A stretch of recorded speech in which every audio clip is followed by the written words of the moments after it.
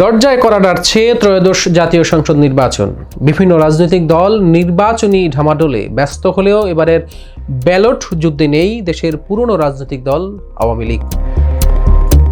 2024 সালের গণ অভ্যুত্থানের পর গণহত্যার অভিযোগে দলটির রাজনৈতিক কার্যক্রম নিষিদ্ধ হওয়ায় তারা নির্বাচনে অংশ নিতে পারছে না।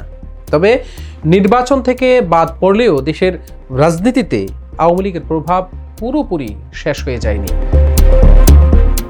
রাজনৈতিক বিশ্লেষকদের মতে দেশে এখনও আওয়ামী লীগের ভোট ব্যাংক রয়েছে প্রায় 20 থেকে 25%। ফলে প্রশ্ন দাঁড়াচ্ছে, এই ভোটাররা এবার কি করবেন? ভোট দেবেন নাকি ভোট থেকে সরে দাঁড়াবেন? আর ভোট দিলে কাকেই দিবেন? দর্শক, আজকের প্রতিবেদনে জানবো এই বিষয়ের বিস্তারিত। আমাদের সাথেই থাকুন। এবারের নির্বাচনে মূল প্রতিদ্বন্দ্বিতা হচ্ছে বিএনপি ও জামায়াত ইসলামের মধ্যে। দুই দলেরই নিজস্ব ভোট ব্যাংক রয়েছে, তবে নিজস্ব ভোট দিয়ে কেউ এককভাবে বিজয়ী হওয়া নিশ্চিত নয়। এখানেই আওয়ামী লীগের ভোট হয়ে দাঁড়িয়েছে নির্বাচনের বড় ফ্যাক্টর। বিশ্লেষকদের মতে এবারের নির্বাচন একটি ভোট হস্তান্তরের নির্বাচন, যেখানে একটি বড় ভোট ব্যাংক প্রার্থী ছাড়াই নির্বাচনী ফল নির্ধারণে ভূমিকা রাখবে। তাদের মতে আওয়ামী লীগের ভোটারদের একটি অংশ দলীয় আদর্শে বিশ্বাসী, আর একটি সময়ের সঙ্গে সঙ্গে মতামত পরিবর্তন করে। দল নিষিদ্ধ হলেও এই ভোটারদের অবস্থান এখনও গুরুত্বপূর্ণ হয়ে দাঁড়িয়েছে আগামীর ত্রয়োদশ জাতীয় সংসদ নির্বাচনের জন্য। বিশ্লেষকরা আওয়ামী লীগ সমর্থকদের ভোটের সম্ভাব্য 4টি গতিপথের কথা বলেছেন। প্রথমত, একটি বড় অংশ ভোট কেন্দ্রে না যাওয়ার সিদ্ধান্ত নিতে পারেন। এতে সামগ্রিক ভোটের হার কমবে এবং নির্বাচনের গ্রহণযোগ্যতা নিয়ে প্রশ্ন উঠতে পারে। দ্বিতীয়ত, আওয়ামী লীগের একটি বড় অংশ বিএনপির দিকে ঝুঁকতে পারে। এর প্রধান কারণ রাজনৈতিক নিরাপত্তা ও জামায়াতকে প্রতিরোধের কৌশল হিসেবে তারা গ্রহণ করতে পারে। বিশ্লেষকরা মনে করছেন, দল নিষিদ্ধ হওয়ায় অস্তিত্ব রক্ষায় আওয়ামী লীগের ভোটাররা বিএনপিকে নিরাপদ বিকল্প ভাবছেন। বর্তমানে বিএনপির পক্ষ থেকে মুক্তিযুদ্ধ ইস্যুতে জামায়াতের ভূমিকা নিয়ে কড়া সমালোচনা করা হচ্ছে। ফলে জামায়াতের সাথে বিএনপির এই ক্রমবর্ধমান দূরত্ব আওয়ামী লীগের ভোটারদের বিএনপির কাছাকাছি নিতে আরও সহজ হচ্ছে। তৃতীয় সম্ভাবনা হিসেবে আলোচনায় আছে জাতীয় পার্টি ও স্বতন্ত্র প্রার্থীরা। আওয়ামী লীগ দীর্ঘদিন জাতীয় পার্টিকে সঙ্গে নিয়ে রাজনীতি করেছে। ফলে ভোটের মাঠে আওয়ামী লীগের নৌকা প্রতীক না থাকায় পূর্বের সঙ্গী জাতীয় পার্টির লাঙল প্রতীকে ভোট দিতে পারেন আওয়ামী লীগের সমর্থকরা। এছাড়া নিজেদের দলীয় আদর্শের সঙ্গে মিলে এমন বা স্থানীয় আওয়ামী লীগের শুভাকাঙ্ক্ষী এমন স্বতন্ত্র প্রার্থীদের বাক্সেও যেতে পারে আওয়ামী লীগ সমর্থকদের অনেক ভোট। সবশেষ আলোচনায় আছে জামায়াত ইসলামীর নামও।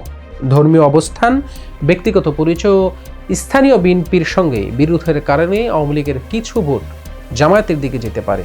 যদিও এই ভোট হস্তান্তরের পরিমাণ কতটা হবে তা নিয়ে বিশ্লেষকদের মধ্যে মতভেদ রয়েছে।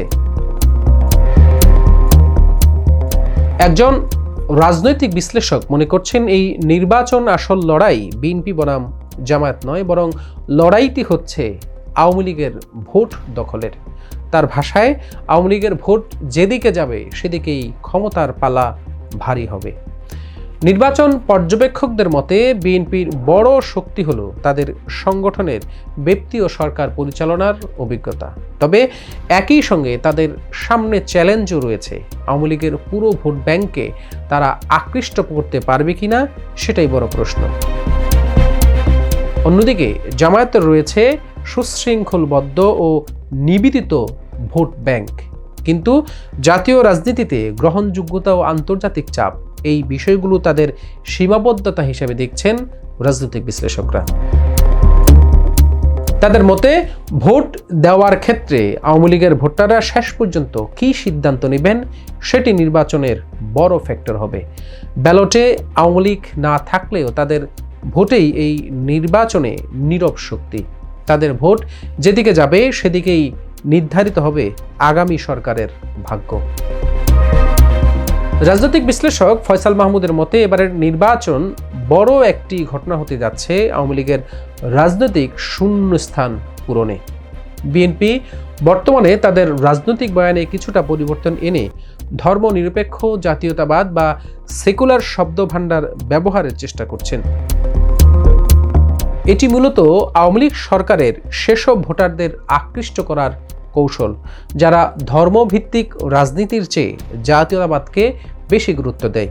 বিশ্লেষক ও লেখক মহিউদ্দিন আহমেদ মনে করেন, আওয়ামী লীগের কঠোর সমর্থক ও কর্মীরা মানসিকভাবে এখনও অক্ষত।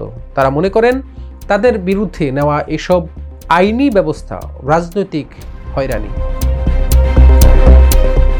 এই গোষ্ঠীর মধ্যে কোনো অনুশোচনা নেই, তারা বড় কোনো সুযোগের অপেক্ষায় নীরব হয়ে আছেন। এই নীরবতা নির্বাচনে কোনো এক পক্ষের জন্য বড় ঝুঁকি বা বড় প্রাপ্তিও হতে পারে। দর্শক, আগামী নির্বাচনে আসলে বিএনপি এবং জামাত কে আসছে ক্ষমতায় সেটার পুরোপুরি নির্ভর করছে আওয়ামী লীগের এই ভোট ব্যাংকের উপরে। আজকের প্রতিবেদনে পর্যন্তই। আমাদের সাথে এতক্ষণ থাকার জন্য ধন্যবাদ।